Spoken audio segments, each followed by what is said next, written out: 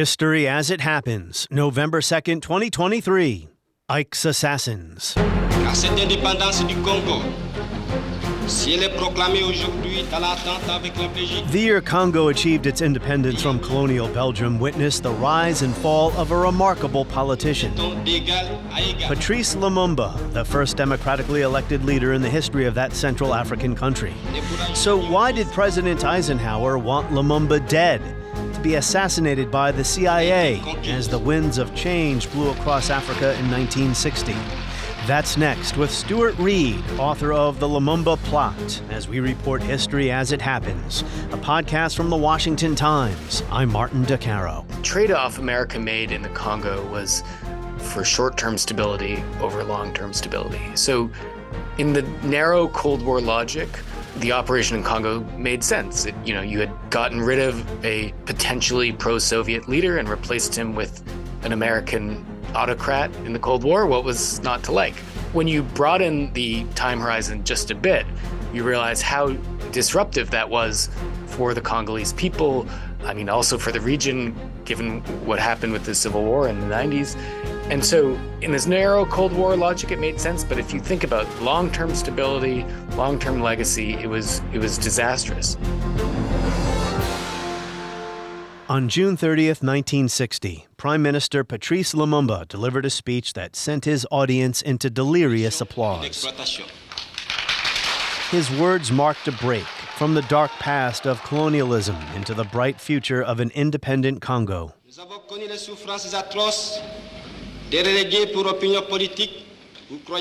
We have suffered contempt, insults, and blows morning, noon, and evening because we were Negroes. Who can forget that a black was addressed by the familiar tu, certainly not as a friend, but because the formal vous was reserved for whites alone? We have known that our lands were seized in the name of supposedly legal texts that recognized only the rights of the strongest. We have known that the law was never the same for whites and blacks, accommodating for one, cruel and inhumane for the other. We have known the atrocious suffering of those who were marginalized for their political or religious beliefs. Exiled in their own homeland, they experienced a fate truly worse than death itself. Lumumba concluded, "Glory to our freedom fighters. Long live independence and African unity. Long live the independent and sovereign Congo." Vive l'indépendance et l'unité africaine. Vive le Congo indépendant et souverain.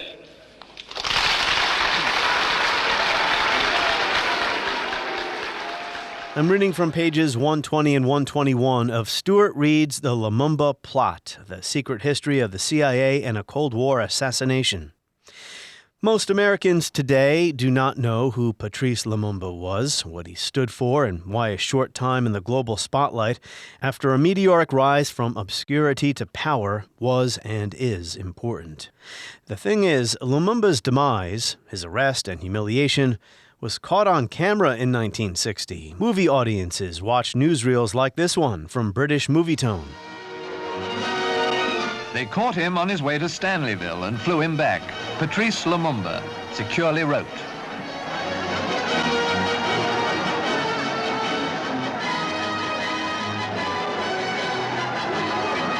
And with him were men who served in his cabinet when he was Prime Minister. They were bundled into a heavily guarded lorry and driven off towards a place called Binza. Lumumba had been under house arrest, protected by UN troops in Leopoldville, when he escaped. When you consider the Congo's been embroiled in civil war and shaken by chronic instability for the better part of the past 30 years, after decades of the Mobutu dictatorship, it's understandable that Lumumba, whose prime ministership lasted just 67 days, is not a household name in the United States. Indeed, his rousing speech marking Congo's independence may have been his best day on the job, because events quickly overwhelmed his fragile government. Lumumba sought help from the United States, other African countries, the UN, the USSR, but he was ultimately swept away by his enemies, including those in the Eisenhower White House. But Ike's assassins weren't the ones who got him in the end.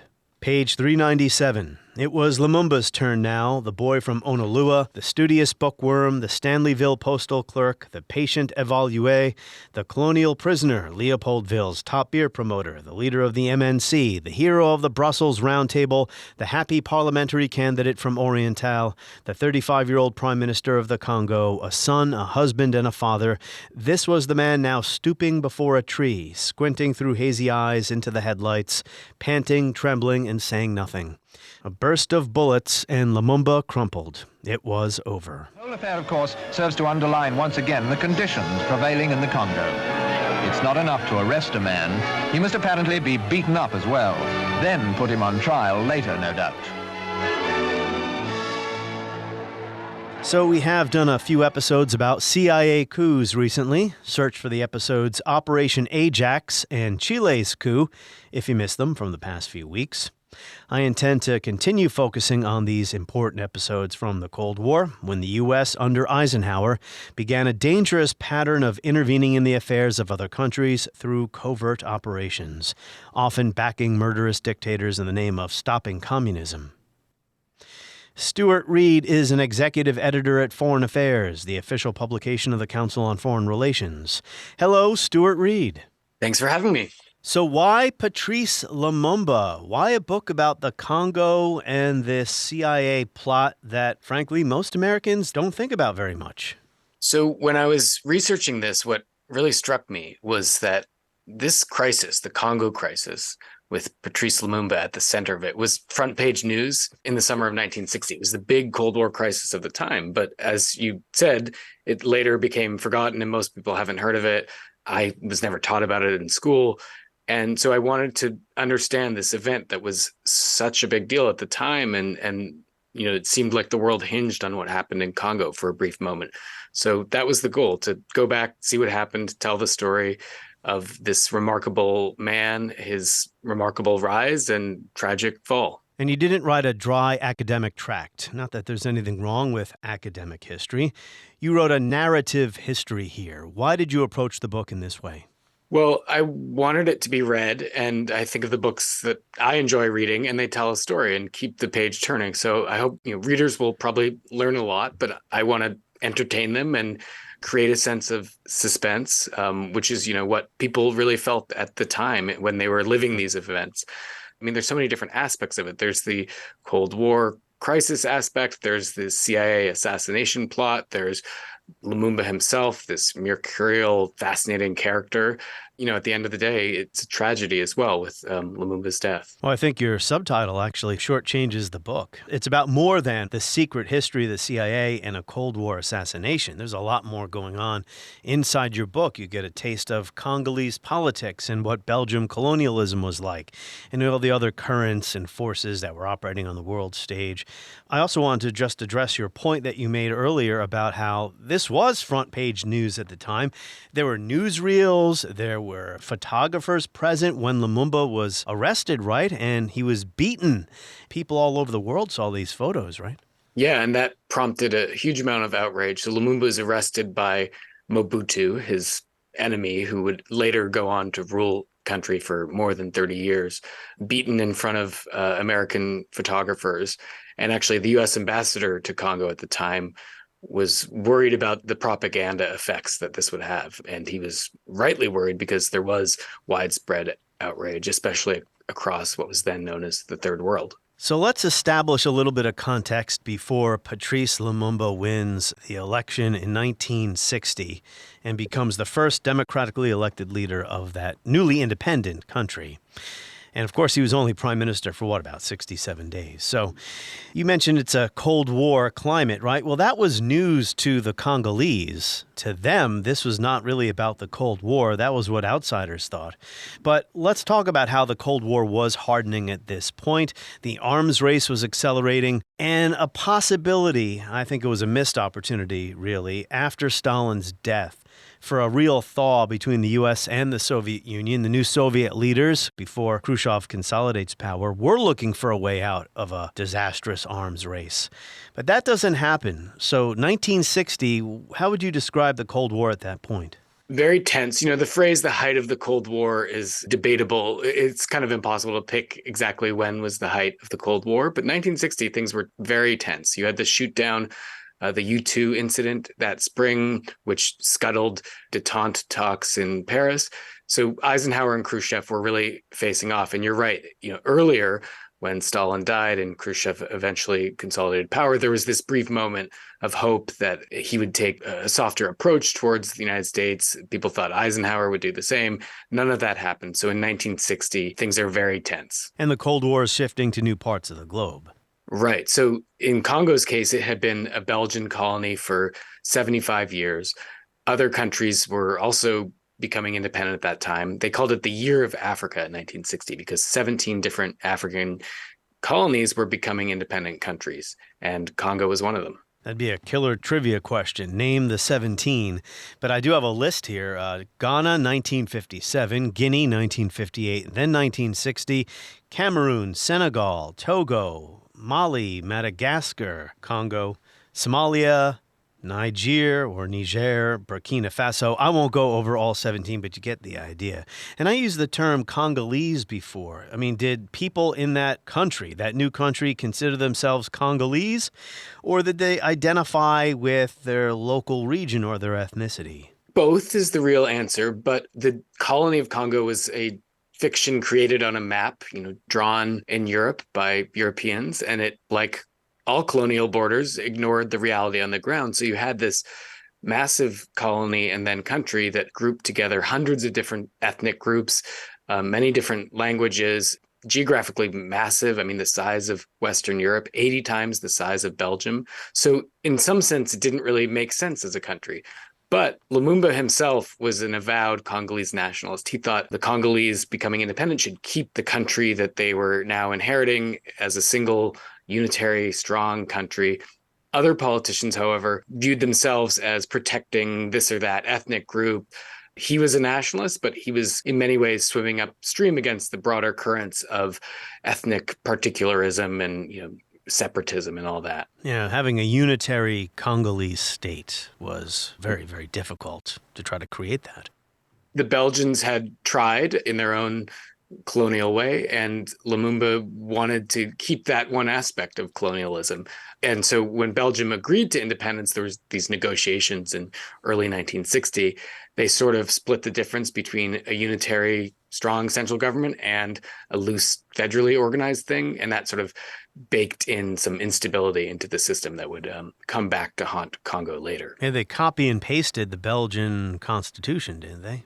Almost literally, yeah. They're phrases that were just lifted right out of the Belgian constitution because this was all happening so quickly. So in the late 1950s, Belgium finally realizes it needs to let go of its colony. It had imagined it would hold on to it for a very long time. Just to give you one sort of example of that, in 1955, a Belgian professor wrote a 30-year plan for the independence of the Belgian Congo. The idea being that by 1985, the country would finally be ready to be independent. He almost lost his job because that was seen as so heretical and radical. That was way too soon. It would take much longer, they thought.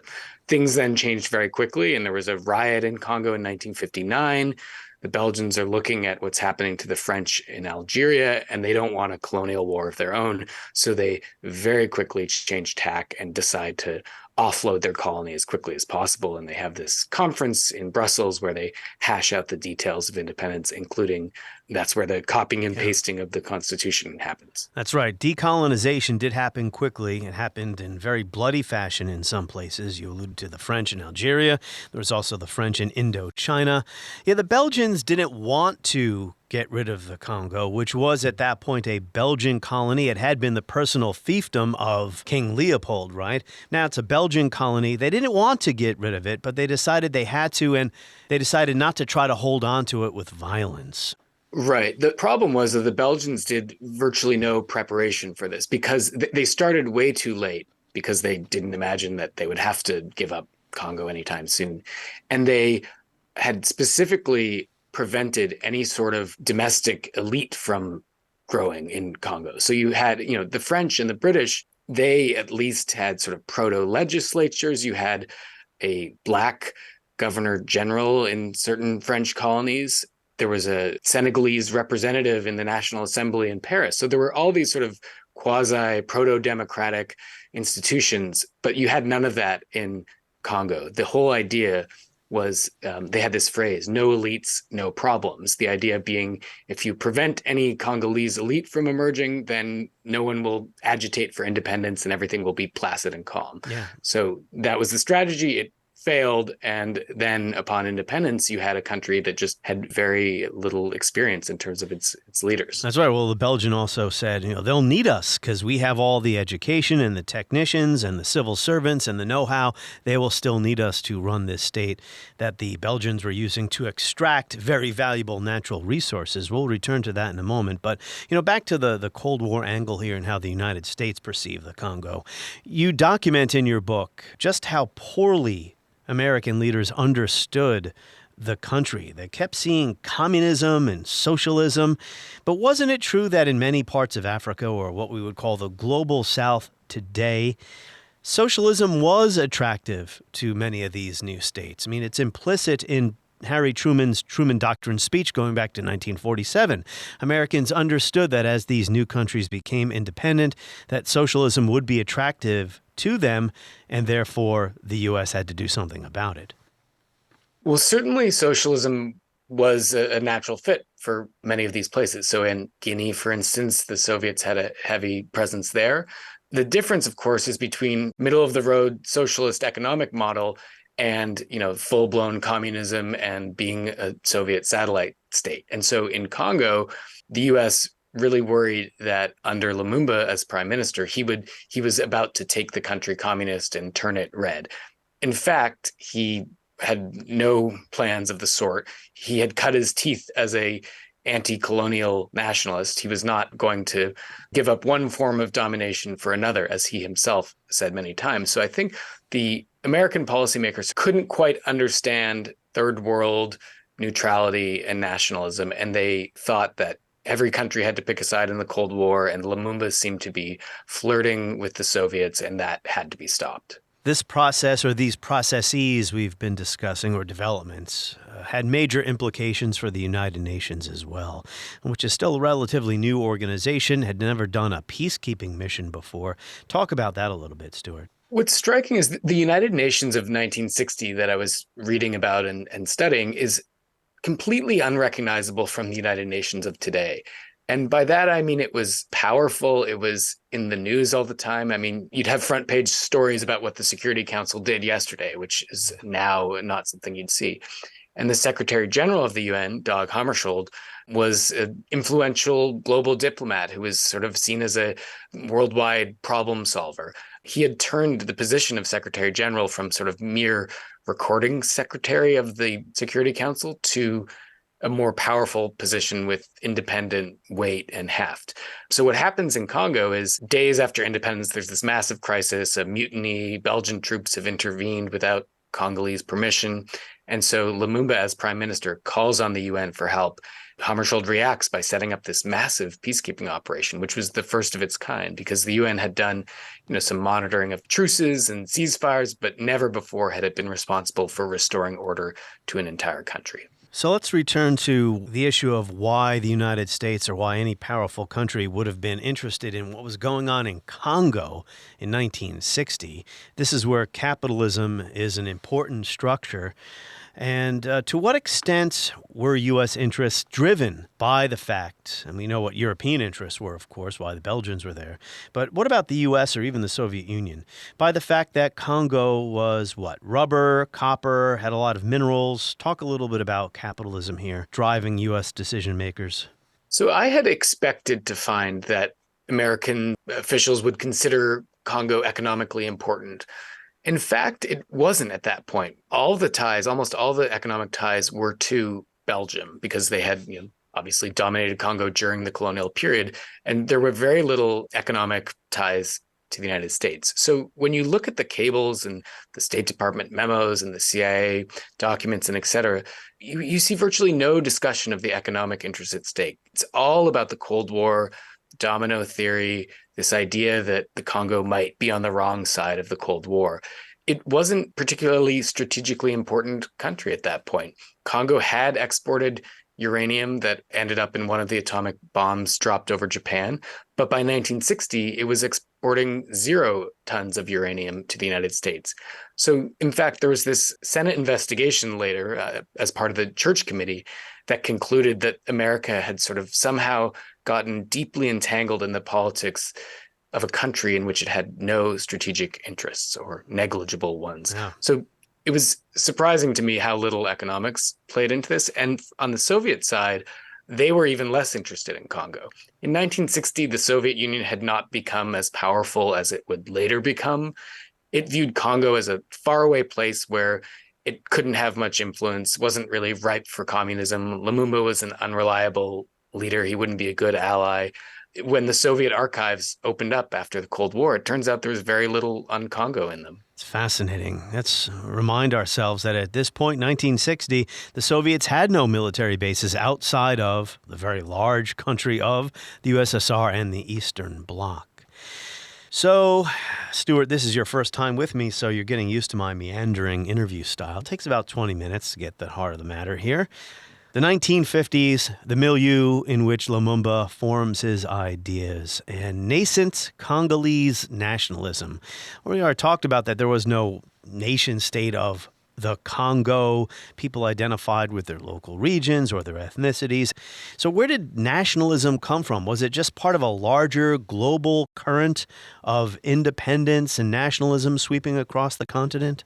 What was striking is how absent it was from Congo until very late. So in other countries, you had budding nationalist movements. In Congo, the Belgians had so successfully kept information and ideas out of their colony. They had successfully prevented Congolese from attending any form of higher education until very late. They had also prevented Congolese elites from meeting one another and interacting, going from city to city. Yeah, there were no political parties, really. All political activity was illegal. So in 1956, to give you an example, Lumumba is arrested for embezzling. He's a postal clerk working for the colonial administration. And he is thrown in jail, and he writes a book while he's in jail. And what's interesting about this book is that you read it today, and it's extremely moderate in what Lumumba was asking for. He was not demanding independence. He was demanding that the colonial authorities be a little less racist, a little more accommodating to educated, smart Congolese like himself. Part of this was strategic in that he knew he couldn't anger the authorities. But part of it, I think, really reflected his political viewpoints at that time, which were not developed into the anti-colonialist activist he would become. So nationalism eventually did come to Congo in the late 1950s, 57, 58, but it took a long time and it had spread elsewhere much earlier. Patrice Lumumba, pretty young guy by 1960 when he becomes the prime minister. What was he, in his mid-30s then, right? 34 years old. 34. In the mid-50s, as you mentioned, he was arrested for embezzlement. Then he becomes a beer salesman. You know, if you had dropped me down into the Congo at that point and I had met him, he would have seemed like an unlikely candidate to become a national leader within a couple of years. But there were talents there. You paint a very vivid portrait of who this man was. So talk about his personal traits, his talents, and his political outlook. I say that he was Congo's best politician and perhaps its worst statesman. What I mean by that is he was fabulously charismatic. Even his most ardent enemies agreed that he really had a silver tongue, and no one could match him in terms of rhetoric and his power over a crowd. Passionate, but also reasonable. And he really had a way with words. So that was his most important trait as a politician. He was also a very successful political organizer. He could enroll voters effectively, get pamphlets printed. He had just had a lot of experience in sort of running an organization, because before he went into politics, there were these apolitical associations that he was very involved in. So he was charismatic, an effective organizer. He also was a political tactician who changed his opinion very quickly and changed tacks, keeping others on his feet. This made him an effective politician, but less effective as a statesman. Well, it bred mistrust because people would hear him change his positions, which flexible and agile politicians, skilled politicians can do, but he would tell a crowd one thing one day and then a different crowd or a different person something else the next day, and it made him look duplicitous to outsiders, right? Right. In his defense, especially as the crisis broke out, events were changing so quickly, information was hard to come by. Any leader would have had to have changed position many times. Yeah. But these qualities, which are normal for politicians, were sort of interpreted in the worst possible light by American officials. You can see it in the cables where they're talking about Lumumba's weather vane tactics and how he's erratic, which there was a certain truth to that. If you look at any modern American politician, or at the time, you could make much of the same argument. So he was not anti-capitalist. He was obviously anti-colonialism. He wanted the Belgians out of his country. Congolese nationalist. He was not a communist. Didn't seem to be much of a socialist or a Marxist thinker. He seemed to be a committed Democrat, lowercase d Democrat. He never really had a chance to run Congo as a normal country because the crisis broke out so quickly. So we don't really know what his governing agenda would have been. We know what his campaign promises were, and we know some other actions he took. One thing he did very early on, just a day or two after independence, was sign this massive contract for billions of dollars to hand Congo's hydroelectric and mineral resources to an American entrepreneur, of all people. So in that sense, he was not a committed socialist and not pro-Soviet at all. Another example of something he did that tells you a little bit about his political orientation is he invited U.S. troops to come in. He requested that the American government send American soldiers to restore stability to his country. So those are not the words of a man who is firmly aligned with the Soviets. But as I said, he never really got a chance to put in place any sort of governing agenda. So it will remain something of a mystery of, what his true economic plans were or what his political philosophy was. He espoused neutralism many times. He talked about how Congo shouldn't have to pick sides in the Cold War and how he didn't think there were any. He said, for the Congo, there are no blocks. So that gives you a bit of a sense of how he saw the Cold War, or didn't see it, really. Yeah, no matter how many times he repeated that, you couldn't get people in Washington to really believe him. And Right. Eisenhower didn't think much of African independence movements. He didn't think much of Lumumba. The Belgians used explicitly racist language when describing him. There was a lot of racism here as Pan-Africanism swept the continent, right? Yeah, that really stood out in my research. So to give you one example, there's a White House meeting in the spring of 1960, and the topic of Congo's independence comes up, and someone says that there are 80 different political parties, and Eisenhower jokes, "I didn't know there were that many Congolese who could read." At another point, someone in a meeting says, in a White House meeting, says that the Congolese have just come down from the trees, and Eisenhower sort of says something in agreement. The U.S. ambassador to Congo at the time, a man named Claire Timberlake, joked in a letter that he thought Lumumba was a cannibal. These racist views were prevalent, and I think the main effect they had was the Congolese were viewed certainly by the Belgians, but also by the Americans and some UN officials as political children. So they were incapable of running their own affairs. Therefore, they required constant supervision, intervention. That was one way that racism sort of manifested itself. Another way was that it caused American officials to view Congo as sort of an, quote, uncivilized place where bad things happen. It was inherently violent. And therefore, niceties like constitutional law or sovereignty could be swept away because in the Darwinian law of the jungle, bad things happen. So I think that was sort of how racism operated in the events. And a larger pattern here. We have Iran in 1953, where the United States helps destroy the democratically elected prime minister of Iran, Mossadegh. And then the following year in Guatemala. So for all the talk of democracy and respecting human rights and national sovereignty, now we have the Congo. This is the third time the Eisenhower administration, the United States, actively tries to undermine a country trying to establish some type of political institutions, right, on the road to democracy. And that's really troubling, I think, from our present day perspective. And the way that Eisenhower went about doing this, and you touch on this in your book, but I have a different book here from Alfred McCoy, In the Shadows of the American Century, that I'll just cite this and I'll have you respond to it. Eisenhower authorized 170 major covert operations in 48 nations during his 8-year term. In effect, clandestine manipulation became Washington's preferred mode of exercising old-fashioned imperial hegemony in a new world of nominally sovereign nations. In industrial societies, the agency cultivated allies with electoral cash, cultural suasion, and media manipulation. But in other societies, like Congo in 1960, Laos as well, there were different tactics that were used. What do you have to say about that, about how the United States tried to undermine democracy in these newly formed countries? Well, this was probably the height of CIA influence. The director at the time was Allen Dulles, whose brother, John Foster Dulles, had been Secretary of State until his death. So you had an extremely powerful CIA with virtually no oversight certainly from Congress and really even from the White House. So this was the cowboy era of the CIA. And as you suggest, there was this view that it was the perfect tool in the Cold War because you could use covert action to sort of quietly tip events in America's favor abroad, things that it would be too embarrassed to do openly and would look too hypocritical because it was undermining democracy, the CIA could do. So in Congo, it bribed politicians, it encouraged Lumumba's firing, and it encouraged the man who eventually took power in a coup and ousted Lumumba.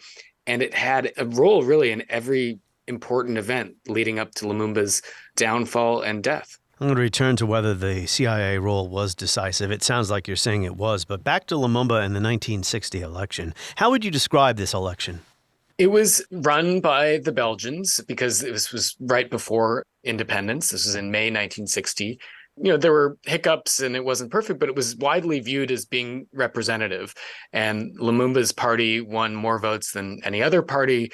But what the election also revealed was just how ethnically divided Congo was, because there were so many different political parties. Lumumba did not win an outright majority or anything close to it. In one observer's words, it was an ethnic census, essentially. But It was fair. It is completely accurate to call Lumumba democratically elected, who was getting actively undermined by the CIA. So as soon as Lumumba takes power, problems immediately start piling up. Let's talk about the mutiny, the military, right? The army, and it's spreading all over this enormous country, and things are getting out of control quickly. What happened there? So Congo becomes independent on June 30th, 1960. On July 5th, there's a massive mutiny in the army because the officer corps was still, after independence, all Belgian and all white. This was sort of a holdover from colonialism. And as you can imagine, the black rank and file was none too pleased to still be saluting, their former colonial masters. So they revolted on July 5th and spread terror throughout the streets, and gangs of soldiers were roaming around the country. That caused a few things to happen. One, there was a massive exodus of Belgians from Congo, those who had stayed on after independence, which was problematic because they sort of ran all the technical aspects of having a country. And then the Belgian military sent in paratroopers to ostensibly to protect Belgian citizens, but it did so without Congolese permission. So it was, in essence, invading its former colony. And it looked like a recolonization to many. So within days, Lumumba's country is falling apart. And thank you for having a great map of Congo in the beginning of the book. I continue to refer to the map as I read the book to see which parts of the country you were referring to. In the southeast of Congo, there's a province or a region, Katanga. Katanga secedes. We mentioned before about the idea of having a central government or a unitary Congolese nation. Katanga doesn't want any part of that. They want to be almost independent. So why does Katanga, which is a very large and wealthy area, or at least when it comes to natural resources, why do they secede? So you put your finger on it, which is they are the cash cow for Congo. That's where the mineral resources are, the mining companies. it also had a large Belgian settler population relative to other provinces. So there was a sort of local secessionist movement of Congolese who wanted to be no part of this broader nation and hated Lumumba and didn't want their, quote unquote, their money getting sent to the capital far away. But then there was also a Belgian aspect to it. And so the Belgians had wanted Congo to stay intact until the crisis right after independence. And then they sort of saw Katanga as the last toehold of stability in their former colony, and where they could still retain influence, economic influence, political influence, have a large settler population there. And so on July 11th, Katanga announces that it has seceded from Congo and is going its own way. And this took the crisis to a new level. And as far as trying to keep Katanga within Congo, I mean, what did Lumumba have at his disposal? Because the army, which was the most powerful, probably at that point, most powerful institution in the country, he didn't really have a lot of tools to try to keep Katanga within the country. Right. And in fact, he was repeatedly thwarted from flying to Katanga, so he couldn't even visit it and meet with leaders there. That's right. There was an episode where he's in a plane. I mean, this guy's the prime minister, and he's in a plane, and the plane won't land. The secessionist government prevents him from landing and turns off the runway lights. And so what Lumumba does in this instance is he calls on the United Nations to help him deal with the crisis. The problem, though, is that the UN refuses at first to go into Katanga because the local forces there are saying that they'll resist UN troops by force. So it's a real problem for Lumumba. So it doesn't take long for it to appear that Congo, this new country, is falling apart at the seams. We have secessionist movements, a mutiny in the army. The Belgians see an opportunity to keep their fingers in the pie, right? And Lumumba wants them out. The United States are looking at this country saying, oh boy, they're going to go the way of Moscow. And this is where Lumumba feels like he has, as you mentioned, no choice but to ask the UN to come in and help. And I got to say, after reading your book, I have mixed feelings about how the UN performed here. And it was a very difficult situation for the UN as well.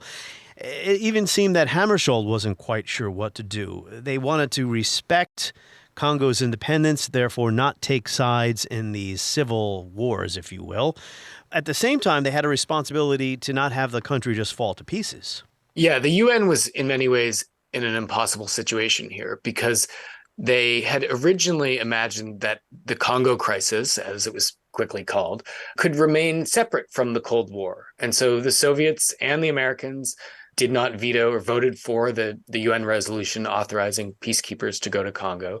But it then very quickly became polarized in Cold War terms when UN troops were not able to go into Katanga. So therefore, the UN was seen as backing the Western colonialist powers as opposed to standing with the oppressed Congolese people.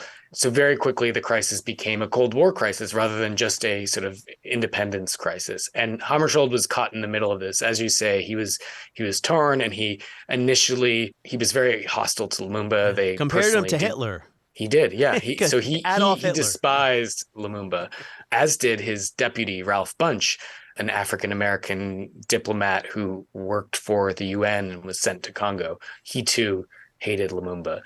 But they also Hammarskjöld realized a little belatedly, that the UN couldn't just follow the American line. And so his policy toward the UN mission sort of changed over time. Well, Lumumba's protege, Mobutu, who later became a tyrant, he did help quell the mutiny, and they got the army somewhat under control. But the idea that Lumumba was Hitler in Dag Hammarskjöld's eyes is just crazy. I mean, I'm not sure why he thought that. But Lumumba did make some mistakes here. He did start cracking down on press freedom, and he declared a state of emergency. But my gosh, his country, he's only in power for weeks, and the country's falling to pieces.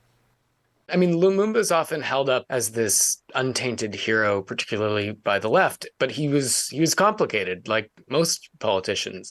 And so, as you mentioned, he did have this sort of brief authoritarian turn where journalists were arrested and newspapers were shut down. He also oversaw a military operation. It was aimed at eventually breaking into Katanga and finally reintegrating that province into the country. An operation devolved into this incident of mass ethnic violence. And so Hammarskjöld sort of accused him of having overseen a genocide in Congo. So he made decisions that were controversial and made him even less popular among Hammarskjöld, among the Americans, etc. That was the final straw, wouldn't you say?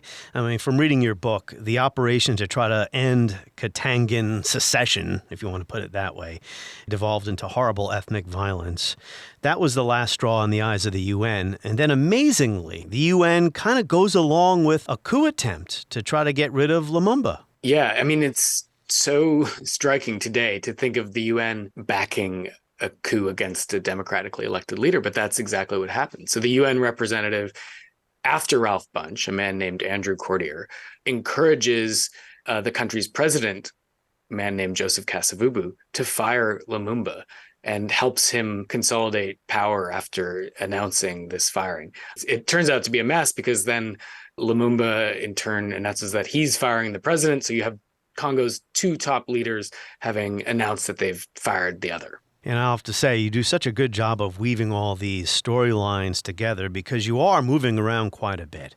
From Leopoldville, which was the capital, to Stanleyville, to Elizabethville, which was in Katanga, which was seceding, to UN headquarters in New York, to Washington inside the Eisenhower administration.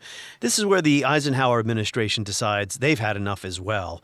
Now, they had meddled in Iran and Guatemala, 53 and 54. But the CIA had never done an assassination before. So, Stuart, why, instead of just maybe trying to foment a coup where Lumumba would be replaced by someone else, did Eisenhower decide he had to get rid of Lumumba literally? Well, they also did the coup part, but to answer your question That's right. of why they wanted to get rid of Lumumba physically. So what happens is on August 18th, there's a White House meeting. And Lumumba's latest antics are discussed. And at that point, he's threatened to kick the UN out of the country. And he's sent appeals to Khrushchev that are troubling. He's, in fact, asked for military aid. This is seen in American eyes, in Eisenhower's eyes, as an unforgivable sin in the Cold War. At this meeting on August 18th, Eisenhower basically says something to the effect of, we need to get rid of Lumumba physically. And he looks at Allen Dulles, the director of the CIA, when he says this. And there is some controversy, right, about whether Eisenhower really ordered an assassination. I agree with your conclusion that that is what Ike wanted. He wanted Lumumba dead. Ike had some defenders who tried to claim that he would have never said anything of the sort, but there's significant evidence for him ordering the assassination. So for one thing, there was a note taker at the meeting, a man named Robert Johnson. His son actually just emailed me recently after the book came out and said that his father was a very honest man, an Eagle Scout, so an unimpeachable witness. And what Robert Johnson said, he later testified to the Church Committee, which was the Senate body that investigated the CIA in the 70s. He testified that during this meeting, Eisenhower said something to the effect that Lumumba had to be eliminated physically and that there was 15 seconds of stunned silence as the room sort of digested the news. So that's one piece of evidence. Oh, and then when he was back to his desk to write up the notes, he asked his boss what to do about Eisenhower's comment and was told, don't put it down on paper. Also, I found something in the Eisenhower Presidential Library in Kansas that was really interesting. There were handwritten notes from that meeting by a State Department official. And to my knowledge, no one else has drawn on these notes. And I was looking through them. There was the word Lumumba written out in cursive. And next to that, a big black X. So that's not definitive evidence, but it adds to the picture.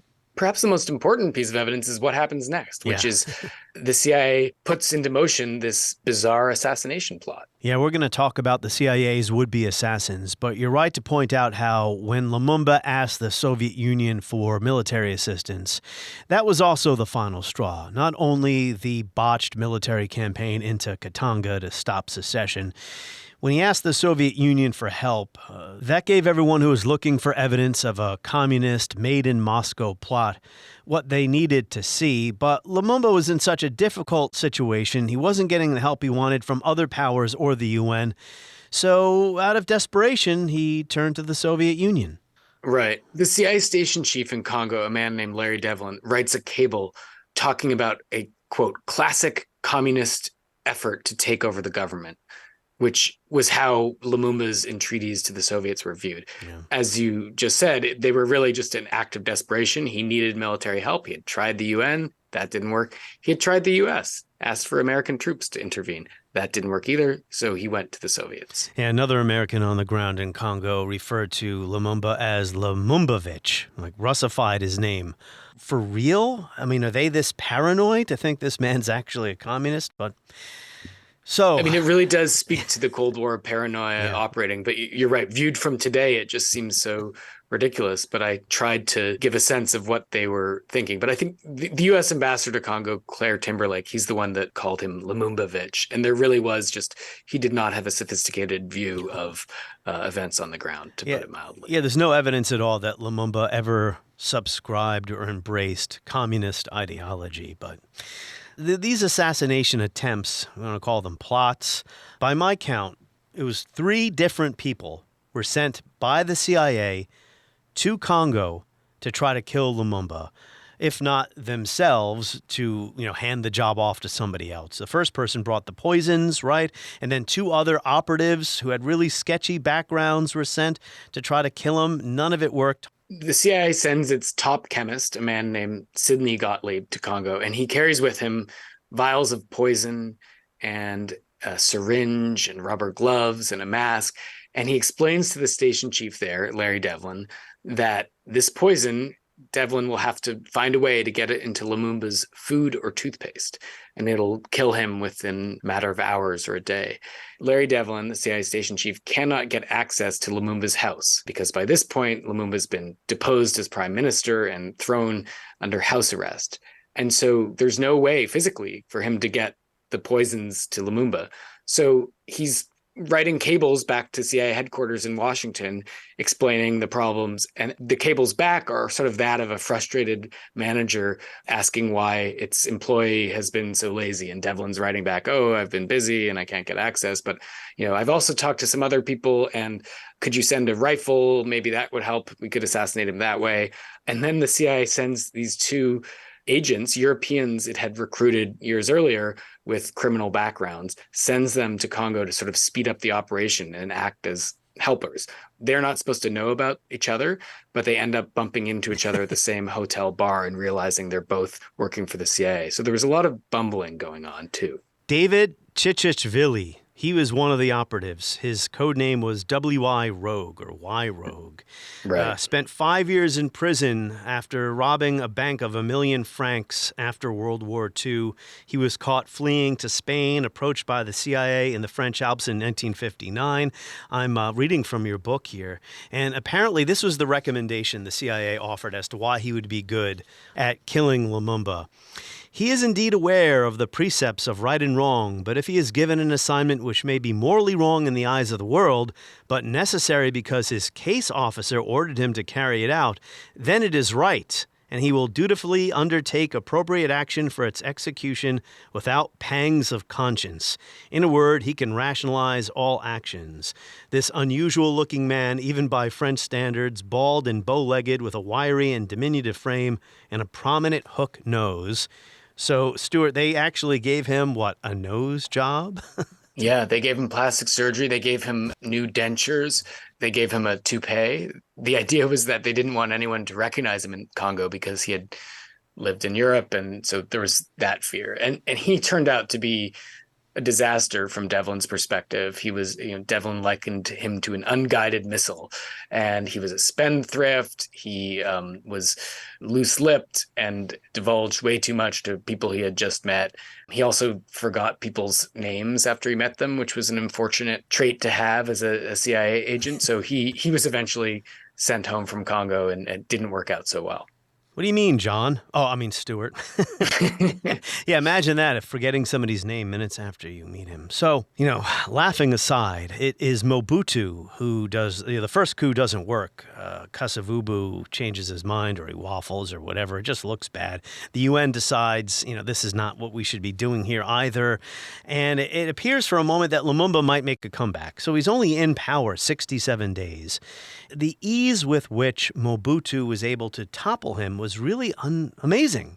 He just goes on the radio and says, "That's it, I'm in charge." And Lumumba is placed under house arrest. I mean, how was he able to get away with something like that? Congo's two top politicians had fired each other, so there's this stalemate. That's on September 5th, 1960. And then on September 14th, Mobutu, as you say, he just sort of announces on the radio, he holds a press conference at a restaurant saying that he's neutralized, were his words, both politicians. And he begins it by saying this is not a military coup. In fact, it was a military coup because he was taking charge and he was effectively head of the military. And taking money from the CIA. In the days before this coup, he had been meeting with Larry Devlin, who gave him a briefcase full of cash, encouraging him to take over. He sort of greenlit the coup. So Devlin encouraged Mobutu. What's interesting, though, is Mobutu takes charge in this coup and then sort of instantly regrets it and waffles. And one day he'll say something nice about Lumumba. The next day he'll say something nice about Kasavubu, the president. And so it's unclear sort of which way he's going to go. And journalists call him the Hamlet of the Congo because he's so indecisive. And then eventually, with much CIA encouragement, he acts decisively against Lumumba and throws him under house arrest. Why didn't more people come to Lumumba's defense? I know a lot of people inside and outside Congo wanted him out of the picture at this point, but Mobutu goes on the radio, says, "That's it, I'm in charge." But Lumumba was popular in many parts of the country. I think it really comes down to control over the military, which became sort of the decisive factor. Like, if you could move troops around Lumumba's house, you could physically prevent him from going out and doing the duties of prime minister. Troops also sort of occupied the ministries and expelled the ministers from their offices. So there was just a sort of facts on the ground element to it that at the end of the day, especially in a chaotic place, what mattered was hard power, and the military had that. And what a tragedy. We'll wrap up here, Stuart, because I do want people to read the book. I don't want to give away everything. Spoiler, Lumumba does not return to power. He does escape house arrest, is captured, and then in early 1961, he's assassinated. He's murdered after being badly beaten by his domestic political rivals. The CIA assassins never really got close to him. But was the CIA role definitive here? So multiple things had to happen in order for Lumumba to die, but there was a key CIA element here, and let me explain what I mean by that. Mobutu is in charge as military leader. Lumumba's in a military prison because he's escaped house arrest, so now he's in a military prison where it's hoped he can't get free. And the timing is important here. This is December 1960, and as you know, the Eisenhower administration was on the way out, and the Kennedy administration was going to take office in January. And Kennedy, it was thought, would have a more pro-Lumumba stance than Eisenhower had. There were sort of signs from Kennedy's circle that they might be open to brokering a deal whereby Lumumba might be brought back to power as prime minister, freed from prison, and would become prime minister again. And this set off intense fears on the ground in Congo. Mobutu was terrified about this. This would mean the end of his position, obviously. And Larry Devlin was terrified of it. He thought Lumumba was erratic, unstable, going to turn the country communist. And so Mobutu decides to send Lumumba away to a province where he will almost certainly be killed. Everyone knew that, throwing him into his enemy's hands would be tantamount to a death sentence. Mobutu, or someone from his circle, tells Larry Devlin about this plan on January 14th, 1961. And what does Devlin do? Two things. One, he doesn't try and talk Mobutu out of this idea.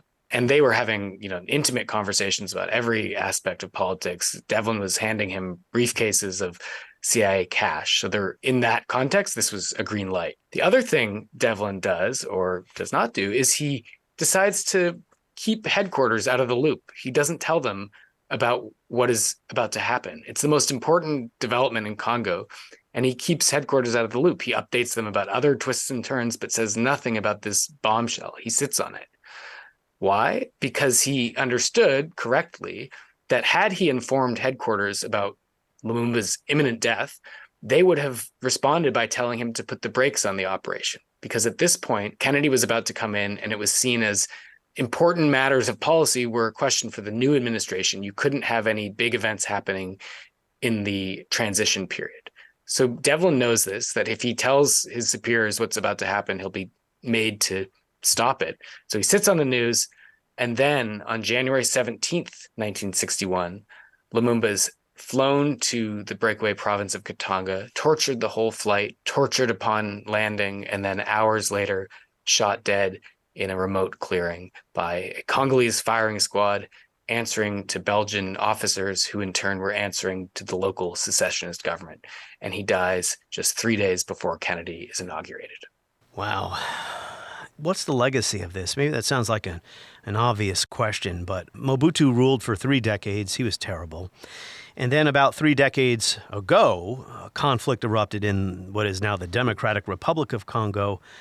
6 million people dead, 4.5 million people driven from their homes. I mean, how much of what's going on now could be tied to what happened with Lumumba and then Mobutu's rule? I mean, the key decision that America made was to support Mobutu, both specifically in 1960 when he took power, and more broadly through the rest of the 60s into the 70s and 80s. America propped up this dictator because he was pro-American, ostensibly. So Mobutu, as you mentioned, was terrible. He ran the country into the ground, famously kleptocratic and corrupt, repressive. The country was completely dysfunctional by the end. And in 1997, it outright collapsed, and Mobutu fled into exile and then died of cancer a few months later.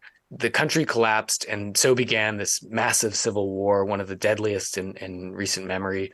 Something like 9 different African countries playing a role in the fighting. And it was an extremely disruptive and deadly event. And then it finally ended in 2003 or so. But instability continues to this day, particularly in the eastern part of Congo. So you have a country that has never had a democratic and peaceful transfer of power to this day. As an American citizen, the way I'm looking at this, especially when you consider the place that Dwight Eisenhower has in American memory, right? Especially among presidential historians who place him pretty high up the list. And his reputation for restraint, right? The way he responded to the Suez Crisis in 56, Hungary in 56. But my views of Eisenhower have been changing when I consider Iran and Guatemala and Congo and the mayhem he was willing to unleash in these places for all the talk of Eisenhower's restraint. For him to have such low opinions of Africans and then turn to his CIA director and basically say, murder this democratically elected leader, I mean, this has to be a major part of Eisenhower's legacy. I agree. And I think the trade-off America made in the Congo was for short-term stability over long-term stability. So in the narrow Cold War logic, the operation in Congo made sense. You had gotten rid of a potentially pro-Soviet leader and replaced him with an American autocrat in the Cold War. What was not to like? When you broaden the time horizon just a bit, you realize how disruptive that was for the Congolese people. I mean, also for the region, given what happened with the Civil War in the 90s. And so in this narrow Cold War logic, it made sense. But if you think about long-term stability, long-term legacy, it was disastrous. It was also, I think, just unnecessary because Lumumba was not about to take Congo into the Soviet orbit. There was just this really paranoid sense that he was, and American officials couldn't really imagine that you'd have a neutral, if potentially a little left-leaning Congolese leader in power, and that would be fine as far as America was concerned. But they didn't think that way. I mentioned the larger pattern, too, of setting the CIA on this course that was continued with successive presidents. I mean, Kennedy used covert operations to disastrous effect. There was a coup in South Vietnam, and Ngo Dinh Diem was assassinated as well. So, I mean, this was a really important part of American history here that is often overlooked. It's important to realize that the CIA and the broader U.S. government viewed its operation in Congo as a success. Even the Church Committee, which investigated the operation against Lumumba and the broader policy in Congo, concluded that the CIA's activities in Congo were a success compared to the other things it looked at.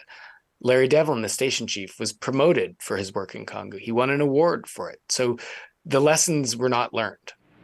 To those new states whom we welcome to the ranks of the free, we pledge our word that one form of colonial control shall not have passed away merely to be replaced by a far more iron tyranny.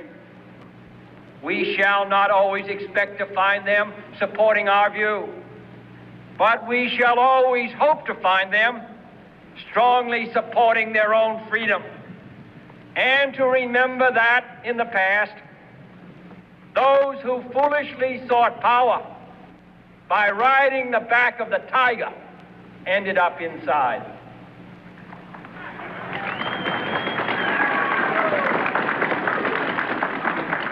To those people in the huts and villages of half the globe struggling to break the bonds of mass misery, we pledge our best efforts to help them help themselves for whatever period is required, not because the communists may be doing it, not because we seek their votes, but because it is right. On the next episode of History as It Happens, some folks are comparing the U.S. response to 9/11 to the Israeli response to 10/7. We're going to get into that with Peter Bergen, an expert on terrorism and national security, one of the few Western journalists who ever interviewed Osama bin Laden. That is next as we report History as It Happens, a podcast from the Washington Times.